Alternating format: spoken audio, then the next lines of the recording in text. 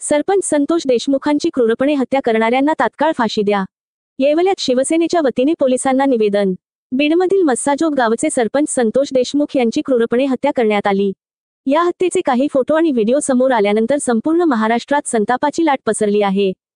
संतोष देशमुख यांची हाल करून हत्या करण्यात आल्याचं या फोटो आणि व्हिडिओमधून दिसून येत आहे. याच प्रकरणावरून विरोधक आणि सत्ताधारी यांच्यामध्ये मोठ्या प्रमाणात संघर्ष बघायला मिळाला. यातच मंत्री धनंजय मुंडे यांचा देखील राजीनामा स्वीकारला असल्याचे मुख्यमंत्री देवेंद्र फडणवीस यांनी सांगितले. या पार्श्वभूमीवर शिवसेनेच्या वतीने शिवसेनेचे मुख्य नेते एकनाथ शिंदे यांच्या आदेशानुसार राज्यभर निवेदन देण्यात येत असून या घटनेचा तीव्र शब्दात निषेध व्यक्त करत आहे. यामुळे येथील शिवसेनेच्या वतीने तालुका प्रमुख पांडुरंग शेळके पाटील, शिवसेना शेतकरी सेनेचे तालुका अध्यक्ष श्रावण देवरे, उपतालुका प्रमुख संतोष वलटे, शरद कुदळ, सोमनाथ महाले, रामदास महाले आदीच्या नेतृत्वामध्ये येवला पोलीस निरीक्षक संदीप मंडलिक यांना निवेदन देण्यात आले. सरपंच संतोष देशमुख यांच्या मारेकऱ्यांना तातडीने फाशीची शिक्षा देण्यात यावी, तसेच यामधील जे लोक आरोपी आहेत त्यांना सह आरोपी करून त्यांच्यावर देखील 302 सारखा महत्त्वाचा गुन्हा तातडीने दाखल करून त्यांना देखील अटक करण्यात यावी. तसेच या प्रकरणाच्या संबंधित ज्या अधिकाऱ्यांनी कोणी कायदा आणि सुव्यवस्था पायदळी तुडवण्याचे काम केलं आहे अशा अधिकाऱ्यांवर देखील तातडीने गुन्हा दाखल झाला पाहिजे व त्यांना कायमस्वरूपीचे निलंबित करण्यात यावे.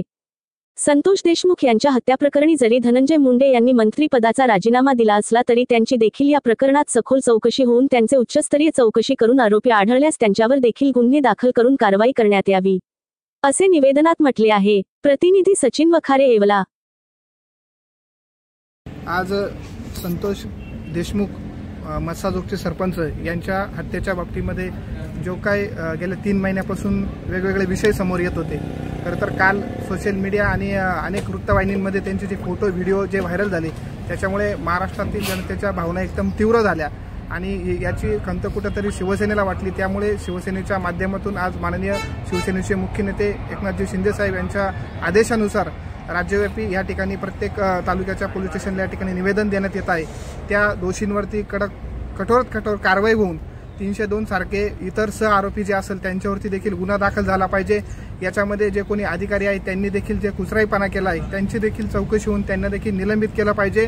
आज तात्पुरता जरी कुणा मंत्र्याचा एखाद्याचा राजीनामा जरी झाला असेल तरी ते काही खेदजनक आहे, परंतु या बाबतीमध्ये सखोल चौकशी होऊन या प्रकरणाच्या बाबतीमध्ये सगळ्यांना त्या ठिकाणी फाशीची शिक्षा व्हावी ही शिवसेनेची या ठिकाणी निवेदनातून मागणी या ठिकाणी आम्ही दिली.